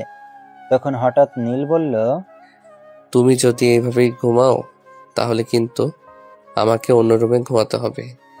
এভাবে বিরক্ত করলে রাতে আমার ঘুম হয় না। সে তোমার ইচ্ছে, কিন্তু তুমি যদি এইরকম থেকে বের হয়ে যাও তাহলে আমি কিন্তু তোমার বাবার কাছে তোমার নামে উল্টাপাল্টা সব কিছু বলবো। তারপর তার পরিণাম কি হবে সেটা কিন্তু তুমি খুব ভালো করেই জানো। আর তুমি কিন্তু এটাও খুব ভালো করেই জানো যে তোমার বাবা আমায় খুব বেশি বিশ্বাস করেন। মানে কি এসব তুমি কি বলছো?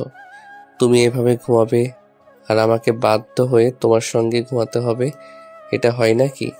এভাবে বিরক্ত করলে কারো রাতে ঘুম আসে নাকি? বললাম না সেটা তোমার ব্যাপার, কারণ আমি তো বিয়ে করেছি একা ঘুমানোর জন্য নয়। তাহলে আমি কেন একা ঘুমাবো? তুমি যদি উল্টাপাল্টা কিছু করো তাহলে তো আমাকে তোমার বাবার কাছে বলতেই হবে। উফ আল্লাহ, তুমি আমায় রক্ষা করো। কথাটা বলতে না বলতেই নীলা সোজা হয়ে বালিশ এসে শুয়ে আমাকে তার বুকের মধ্যে টেনে নিল এবং শক্ত করে জড়িয়ে ধরে ঘুমিয়ে পড়ল।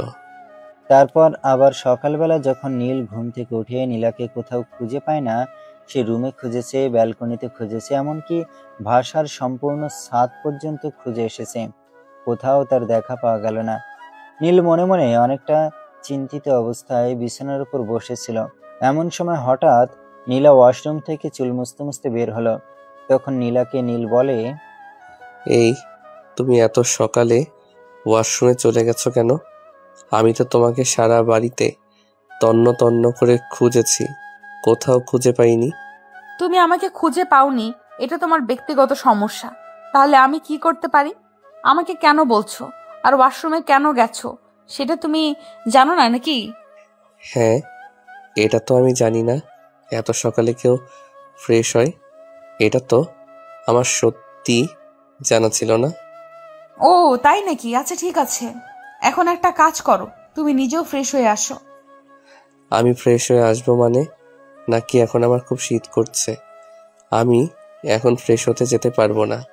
আর আমি এত সকালে ঘুম থেকে উঠিও না, আমাকে আর একটু ঘুমাতে হবে। কথাটা বলে নীল আরেকবার কম্বল মুড়ি দিয়ে বিছানায় শুয়ে পড়তে চাইছিল, কিন্তু নীলা সেই সুযোগটা না দিয়ে কম্বলটা টান দিয়ে নিয়ে আলমারিতে রাখলো আর নীলাকে বিছানা থেকে টেনে তুলে ওয়াশরুমে পাঠিয়ে দিল। বেশ কিছুক্ষণ পর নীল ঠান্ডায় কাঁপতে কাঁপতে ওয়াশরুম থেকে বের হলো আর বলতে লাগলো, এই শীতের মধ্যে তুমি আমায় গোসল করালে এর পরিণাম কিন্তু ভালো হবে না, বলে দিলাম। তাহলে তোমার কি ইচ্ছে, রাতে বউয়ের সঙ্গে ওসব কিছু করে সকালবেলা গোসল না করে সবার সামনে চলে যেতে? আরে বাবা, ওই সব কিছুকে আমি নিজের ইচ্ছাই করেছি নাকি? তুমি আমাকে অনেক জোর জবরদস্তি করছিলে বলেই তো করেছিলাম। আর সেই জন্য আমাকে গোসল করতে হবে নাকি? এখন যদি তুমি আর একটাও বেশি কথা বলো তাহলে কিন্তু আবার তোমাকে গোসল করানোর বন্দোবস্তটা আমি নিজেই করব। তখন নীল বুঝতে পারে এখানে আর কোনো কথা বললে বিপদ আসন্ন, তাই সে কোনো কথা না বলেই চুপচাপ এখান থেকে চলে যাওয়ার প্রস্তুতি নেয়। আর ঠিক এমন সময় পেছন থেকে নীলা বলে, এই যে মিস্টার, কি ব্যাপার? আপনি মনে হয় এখান থেকে কেটে পড়তে চাইছেন? হ্যাঁ, না মানে আসলে আজ বাড়িতে অনেক গেস্ট আসবে।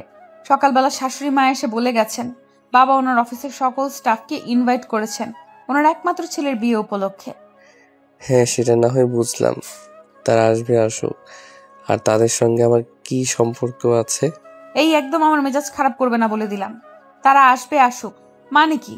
তারা তোমার সঙ্গে দেখা করতে আসবে, তারা তাদের কোম্পানির নিউ এমডির সঙ্গে দেখা করতে আসবে, কারণ বাবা সিদ্ধান্ত নিয়েছেন এখন থেকে তোমাকে পড়াশোনা আর অফিস দুটোই সামলাতে হবে।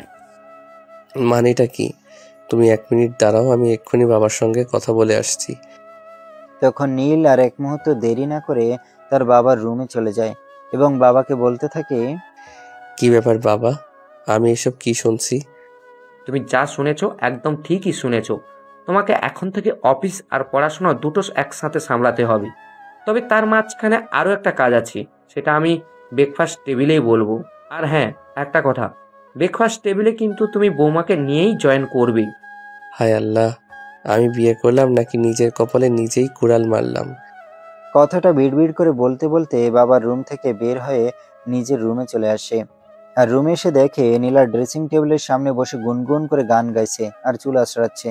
তখন পেছন থেকে নীল বলে, এই নীলা চুল আঁচড়াইতেছে, আঁচড়াও, কিন্তু এইভাবে গুনগুন শুরু করছো কেন? এসব একদমই পছন্দ নয়।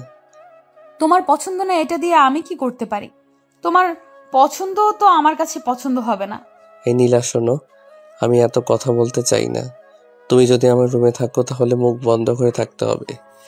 এসব গুনগুনানি আমি একদমই পছন্দ করি না। এইসব নিয়ে নীল আর নীলা কথা কাটাকাটি করতে শুরু করে। প্রায় বেশ কিছুক্ষণ সময় চলে যায়। ইতিমধ্যে তাদের শাশুড়ি মা সেখানে এসে উপস্থিত হয় আর বলতে থাকে, এই কি ব্যাপার, কি সমস্যা? দুটোতে সকালবেলা এত কথা কাটাকাটি শুরু করেছিলে কেন?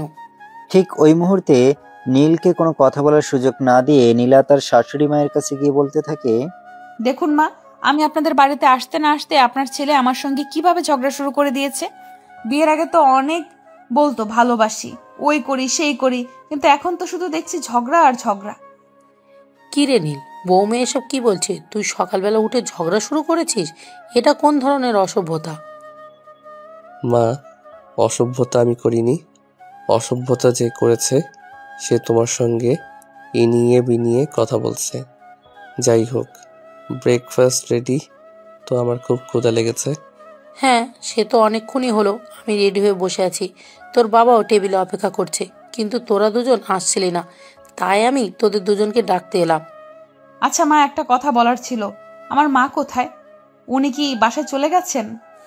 না বৌমা, উনি চলে যেতে চেয়েছিলেন, কিন্তু তোমার শ্বশুরমশাই ওনাকে যেতে দেয়নি। তোমার শ্বশুরমশাই তো এটাও বলেছে তোমার মাকে নাকি এখন থেকে আমাদের এখানেই থাকবে। সেটা হয় নাকি? মেয়ের বিয়ে হতে না হতেই মা মেয়ের শ্বশুরবাড়িতে চলে আসবে? বৌমা, আমি এত কিছু জানি না। তোমার শ্বশুরের সিদ্ধান্তের উপরে আমি কখনোই কোনো কথা বলি না। যাই হোক, টেবিলে এসো।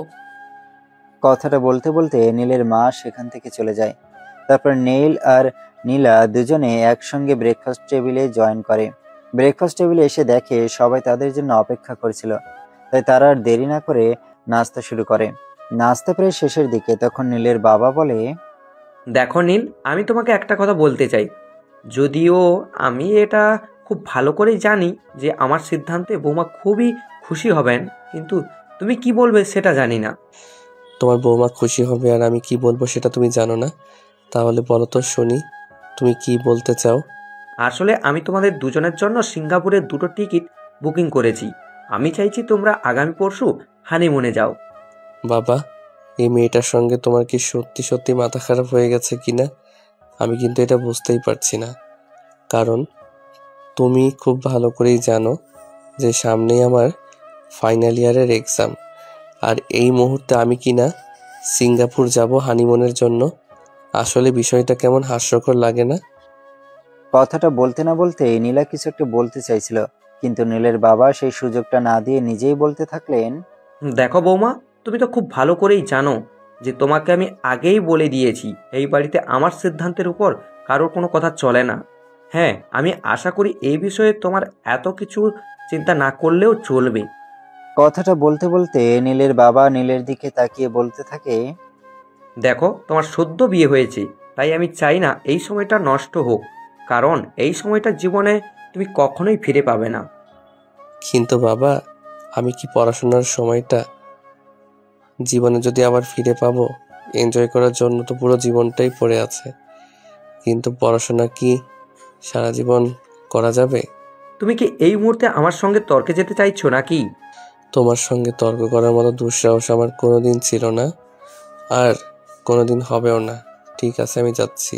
কথাটা বলতে না বলতেই সবার সামনেই নীলা অনেক খুশি হয়ে নীলকে তার দুই গালে 2টা কিস করে বসে। সেটা দেখে উপস্থিত সবাই হতভম্ব হয় এবং নীল অনেকটা লজ্জা পেয়ে যায়।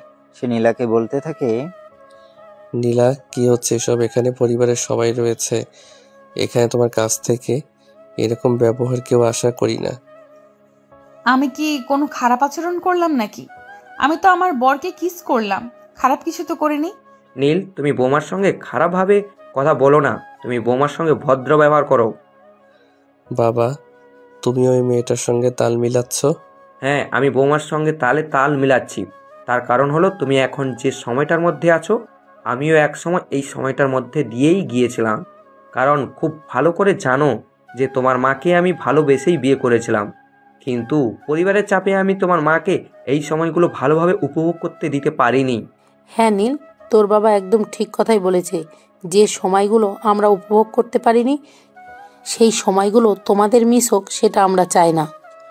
ওকে, ঠিক আছে, তোমাদের যেটা ভালো মনে হয় তোমরা সেটাই করো। আমি তোমাদের আর কোনো কথাই বলতে চাই না। কথাটা বলতে বলতে নীল নাস্তা শেষ না করেই রুমে চলে যায়। আর রুমে গিয়েই তার মেজাজ খুবই খারাপ হতে থাকে। তখন সে রুম থেকে বের হয়ে পাশেই দোকানে যায়, আর সেখান থেকে এক প্যাকেট সিগারেট কিনে বাসায় চলে আসে। নীলা ততক্ষণ রুমে আসেনি। সে তার শ্বশুরমশাইয়ের রুমে ছিল এবং গল্প করছিল। নীল মনে মনে ভেবেছিল নীলা এখন রুমে আসবে না, তাই সে ব্যালকনিতে বসে একটা সিগারেটে আগুন ধরাতে চাইছিল। এমন সময় নীলা সেখানে উপস্থিত হয়, আর নীলের এমন কাজ দেখে সে বলতে থাকে, এই ছেলে, তোমার দুঃসাহস দেখে আমি অবাক না হয়ে পারতেছি না। তুমি রুমের মধ্যে বসে বসে সিগারেট খাচ্ছ, এই দুঃসাহস তোমাকে কে দিয়েছে?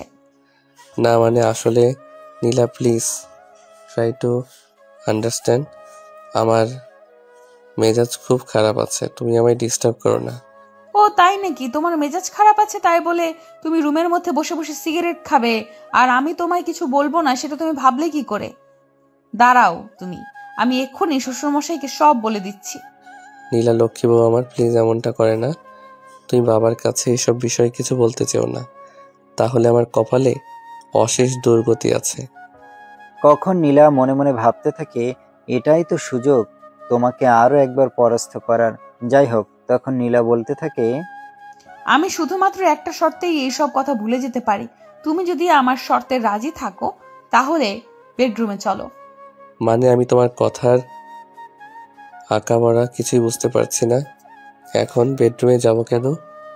আমায় আদর করতে হবে, আর তা না হলে আমি শ্বশুর মশাইকে গিয়ে সব বলে দেব। আচ্ছা নীলা, তুমি আমায় একটা কথা বলো তো, তুমি আমার সাথে চাইছোটা কি? তখন নীলা বলতে থাকে যে সে নীলের ভালোবাসা ছাড়া অন্য কিছুই চায় না। নীল থাকে অসম্ভব রকমের ভালোবাসা, সেটাই তার একমাত্র চাওয়া। তখন নীল মনে মনে ভাবতে থাকে, হ্যাঁ সত্যি তো, একটা মেয়ে তার বিয়ে করা বরের কাছে ভালোবাসা ছাড়া অন্য কি চাইবে। তাই নীলাকে বলে, ওকে ঠিক আছে মাই ডিয়ার সুইটহার্ট, চলো। আর আজ তোমায় আমি মন ভরে আদর করব। এতদিন তো তোমার জোর জবরদস্তিতে বাধ্য হয়ে আদর করেছি, কিন্তু আজ আর তা হবে না। তাই নাকি? তুমি সত্যি কথা বলছো তো? আমার তো একদমই তোমার কথা বিশ্বাস করতেই মন চাইছে না, কারণ তুমি তো আজ পর্যন্ত কোনোদিন নিজের থেকে আমার হাত পর্যন্ত ধরোনি। তখন নীল নীলাকে বলতে থাকে যে তখন নীল আকাশ প্রেমিকা ছিল, কিন্তু এখন সে তার ঘরের বউ। প্রেমিকার হাত ধরা পাপ, কিন্তু বউয়ের সাথে রোমান্স করা পাপ নয়। তাই বউকে যত খুশি ভালোবাসা যায়। নীলের কাছ থেকে প্রথমবারের মতো এই কথাগুলো শুনতে পেয়ে নীলা অনেক খুশি হয়, আর নীলকে বলে, যাই হোক, অবশেষে তুমি বুঝতে পেরেছ, সেটাই অনেক। ঠিক তখনই নীল নীলাকে কোলে তুলে নিয়ে রুমে চলে যায়, আর রুমের দরজাটা বন্ধ করে দেয়। নীল রুমের দরজা বন্ধ করছে সেটা দেখে নীলা বলে, কি ব্যাপার, তুমি রুমের দরজা কেন বন্ধ করছো? বাড়িতে সবাই রয়েছে। বাড়িতে সবাই রয়েছে বলেই তো আমি দরজাটা বন্ধ করছি।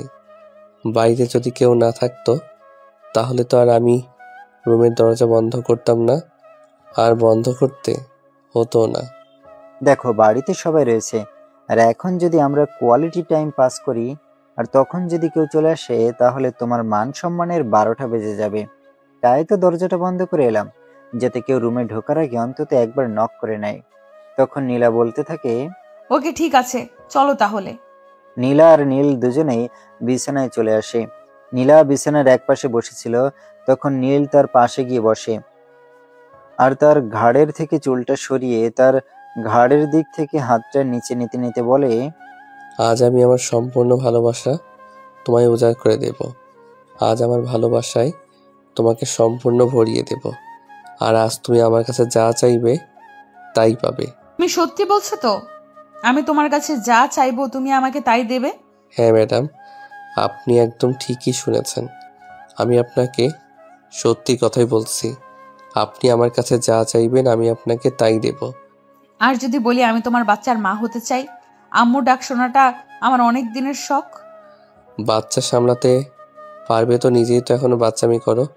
তারপর তো মা আর সন্তান দুজনকেই আমার সামলাতে হবে। আরে ধুর, তুমি না একটুও কোনো কিছু বোঝো না। বাচ্চা আমি সামলাতে যাব কেন? আমার মা আছে, তোমার মা আছে, তারা সামলাবে, আমরা এনজয় করব। আচ্ছা ডার্লিং, ঠিক আছে, তুই যেমনটা চাও তেমনটাই হবে, কিন্তু এখন সময় নষ্ট করো না। তখনই হঠাৎ আমার চোখ পড়ল নীলা বুকের দিকে। আমি তার বুকের উপর থেকে শাড়ির আঁচলটা সরাতেই দেখতে পেলাম তার বুকের ঠিক মাঝ বরাবর কি সুন্দর কালো রঙের একটা তিল। নীল তখন অপলক দৃষ্টিতে সেই তিলটার দিকে তাকিয়েছিল। তখন নীলা বলতে থাকে, কি ব্যাপার, তুমি এইভাবে তাকিয়ে আছো কেন? জীবনে প্রথমবার কিছু দেখছো নাকি? তখন নীল বলতে থাকে যে সে নীলার এই তিলটা আজকের আগে কখনো দেখেনি। তিলটা নাকি দেখতে অনেক সুন্দর এবং বুকের মাঝ বরাবর হওয়াতে আরো সুন্দর লাগছে। তখন নীলা বলতে থাকে, কেন? আমি তো আজকের আগেও দুবার তোমার সঙ্গে ঘনিষ্ঠ হয়েছি, তখন কি তুমি এটা দেখতে পাওনি? আসলে তখন তো আমি তোমার জোড়াজড়িতে বাধ্য হয়ে তোমার সঙ্গে ঘনিষ্ঠ হয়েছিলাম। তখন তো আর আমি আমার নিজের মন থেকে তোমায় ভালো করে দেখিনি, তাই চোখ পড়েনি। এখন থেকে প্রতিদিনই ভালো করে দেখবে। হ্যাঁ, এখন থেকে তো এ সব কিছুর লিগ্যাল মালিক আমি। আমি যদি না দেখি তাহলে কে দেখবে? তুমি নিজেই সেটা বলো না।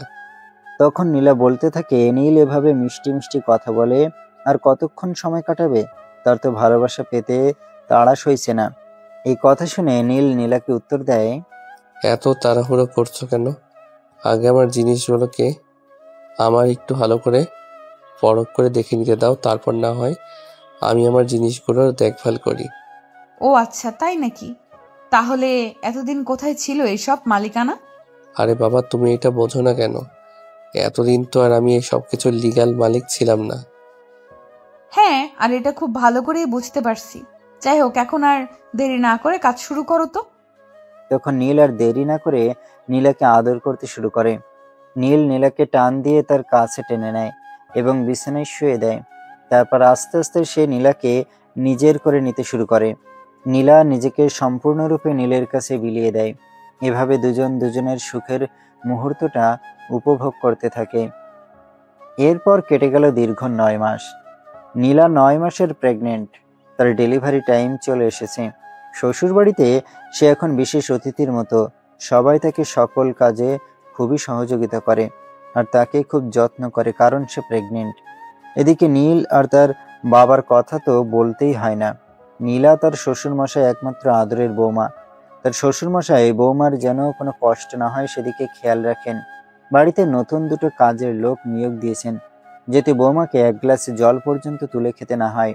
এই সব কিছু দেখে নীলার শাশুড়ি মা একদিন নীলার শ্বশুরকে বলে ওঠে, আচ্ছা শোনো, একটা কথা বলতে খুব ইচ্ছা করে।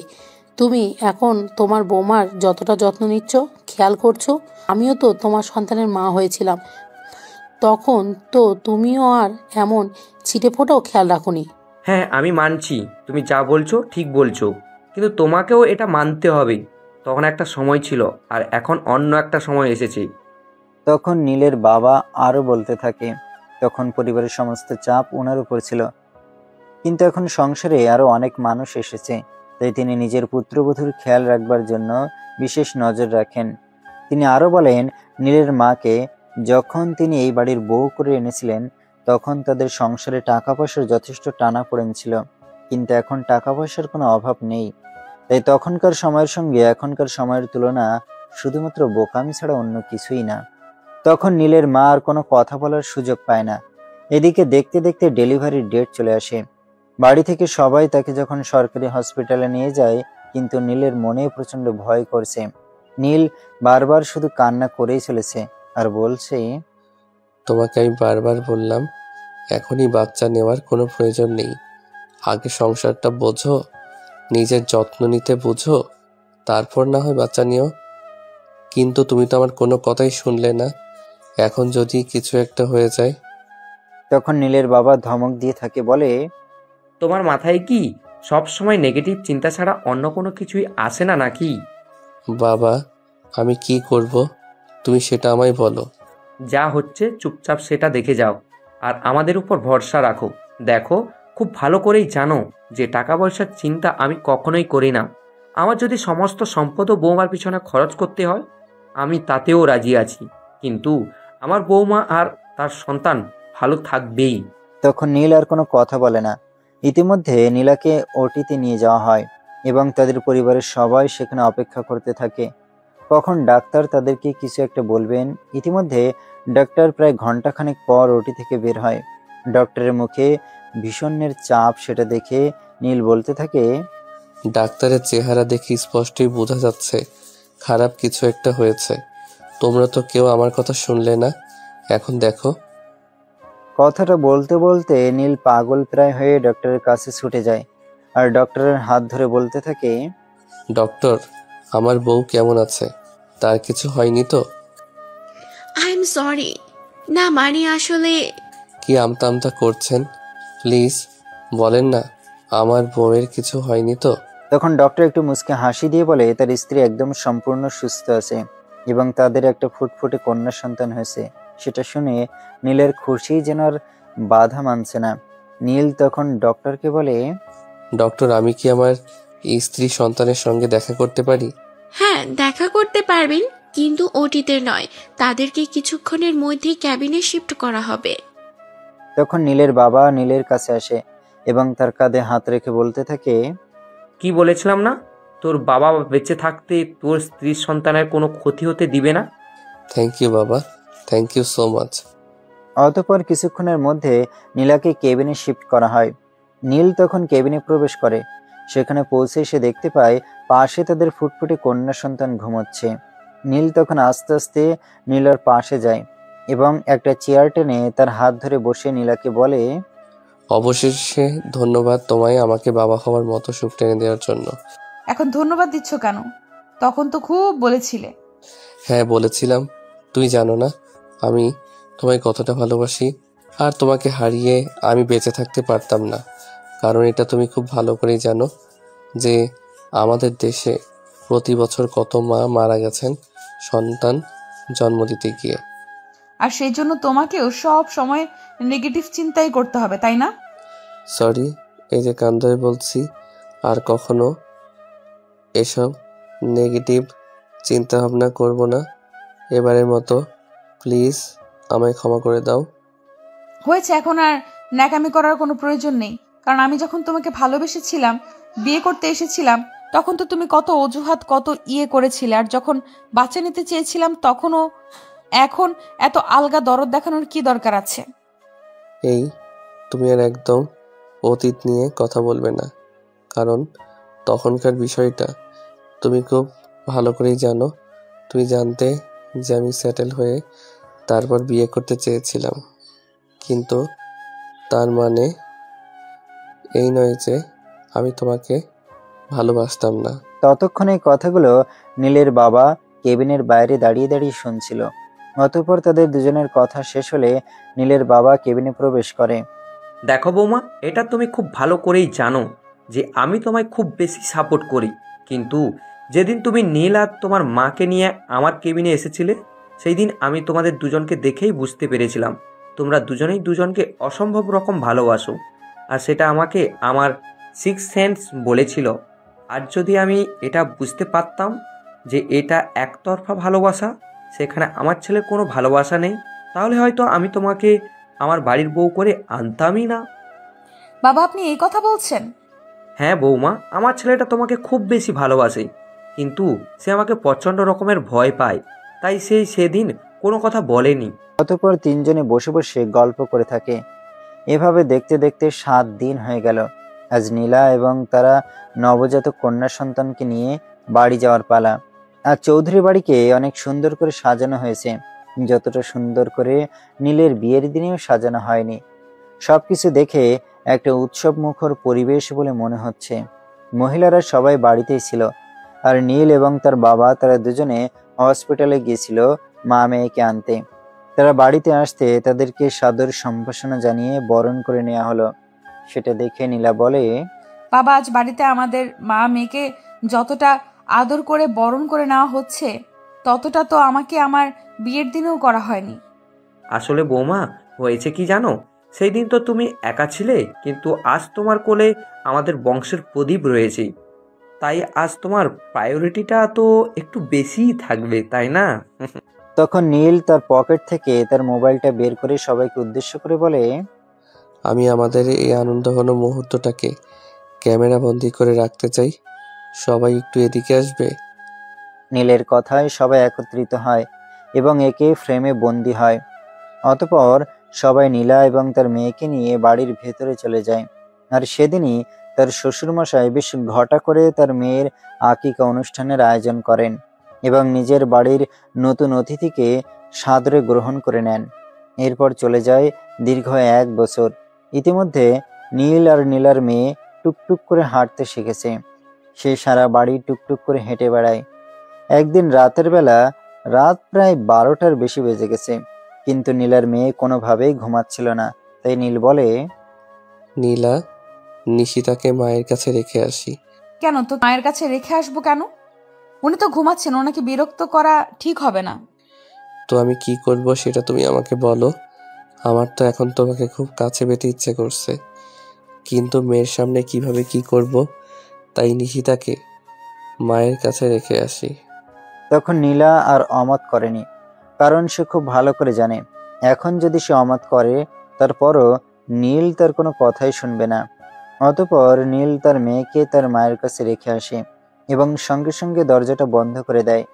অতঃপর নীলাকে নিয়ে চলে যায় সুখের রাজার রাজত্ব করতে।